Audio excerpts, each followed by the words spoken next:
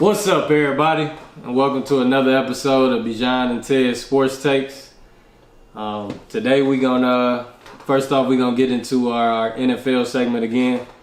Pretty much documenting Week 13 and the teams that we feel as though impressed us on the year.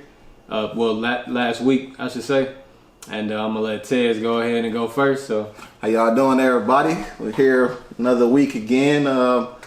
So I'm gonna tell y'all who impressed me, for Week 13. There was a lot of games, but 4 teams really caught my eye. One of them was the Cleveland Browns. I said in the last video we made, I did tell y'all that I did not believe in the Cleveland Browns. Still don't believe in them, but I give credit when it's due. Mm-hmm. They took care of the Titans easily. Really, don't let the score fool you. It was much more of a separation than it really was. So, I'll give the Browns their credit. Now, if they really want to impress me, they will go out Monday night and they will get a win versus the Ravens, versus Baltimore. Mm-hmm. And then we'll see how it goes then after that. Another team was the Chiefs. The thing about the Chiefs is I wanted to finally see the Chiefs play a good defense. The Broncos team, they're very young on offense, but their defense is very, very good.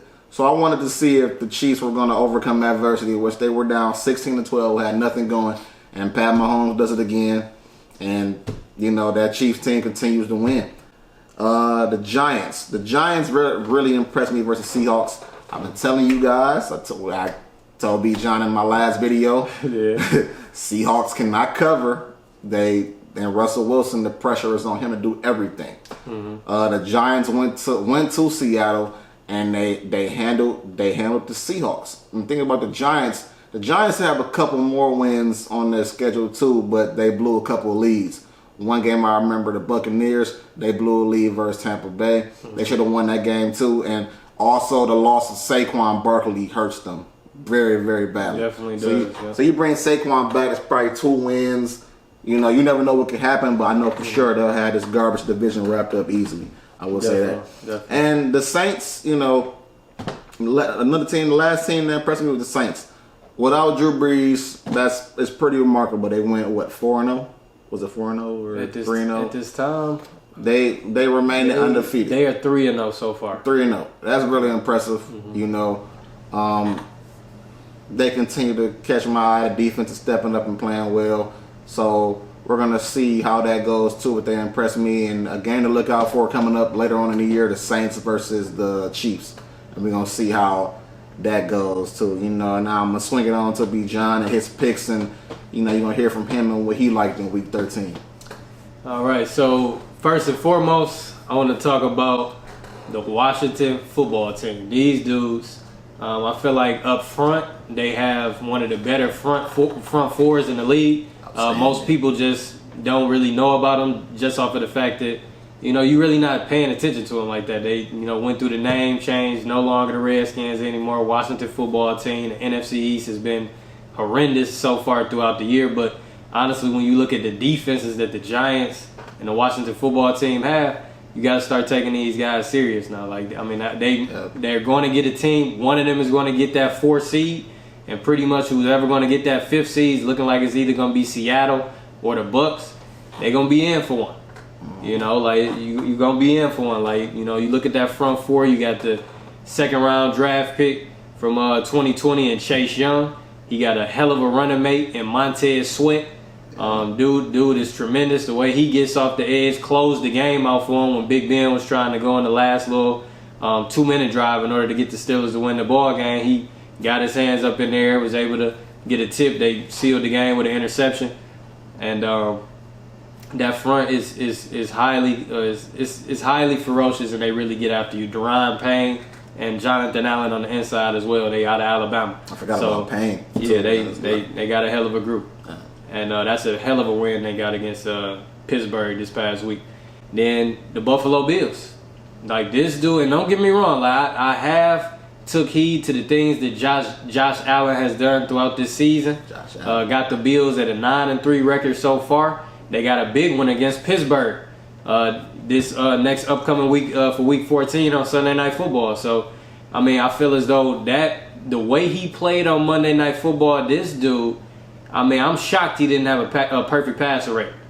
Like he had a specific play throughout the game where his bro is one of the better linebackers in this league, Fred Warner. Man, he threw the ball right above this man. Like he raised his hands right up in the middle of the football field. His receiver ran like a dig route. And when I say that, bro, that ball hit, who was it? Gabriel Davis, the rookie. Hit him right in the hands with what's my guy that's been playing some great football, Jason Verrett. Bro, he's all over him. Corner. Bro, one of the best throws I've seen throughout this year. Like that's just a tough ass throw in that cover 3 window. And this dude, he had a lot more throws throughout that entirety of that game. And honestly, I had the 49ers pulling that one out. I just felt like the coaching of Kyle Shanahan, his ability to find a way to get some points going with the running game that they have over there and whatnot. The defense has been still like a top 10 defense statistically. And especially what they did to the Rams the prior week. I mean, we got to start giving Josh Allen some love for real. Yeah. And then, what's my last one? My fault, y'all. Oh, the Rams. The Rams, of course. I feel as though that game that they got, the game that they had last week when they took care of the Arizona Cardinals, that was a game where, now mind you, don't get me wrong, I'm the type at this point, and this juncture within Kyler Murray's career, I just feel as though the Cardinals are just not a complete team yet. I do like the approach that Cliff Kingsbury is taking. Yeah. They more so are a running football team. And going into that game, they were a top 4 rushing attack on the year with Kyler, Chase Edmonds, Kenyon Drake, and whatnot. But the Rams, it was a strength-on-strength matchup. The Rams are top 5 as far as rushing defense. So they did a great job kind of neutralizing the running game, forcing Kyler to do some things with his arm that he's, not totally comfortable yet doing. They made a great trade getting him DeAndre Hopkins and whatnot, but Jalen Ramsey has been playing on a whole nother level. He was following them around. The only and don't get me wrong, Hopkins still was able to get 60. Elite receivers, they're going to find a way to do something. Yeah, you're going to find a way. But most of majority of those catches came when Ramsey wasn't even covering it. And I'm glad so I'm glad you brought that up about the Cardinals, and they're not quite there yet, but you love the approach that Kingsbury is taking. Mm-hmm.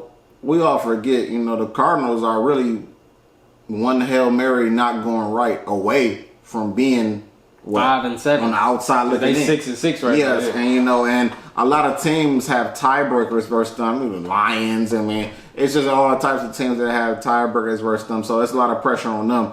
They need to be trying to win out or do what they need to do to get in. So at this point, it doesn't really matter. You need to win the rest of your games. We at that part of the season now. You're trying to win the rest of the games. And like I said in the last video, the real teams will come out and the fake ones will fade away. That's how it goes in December.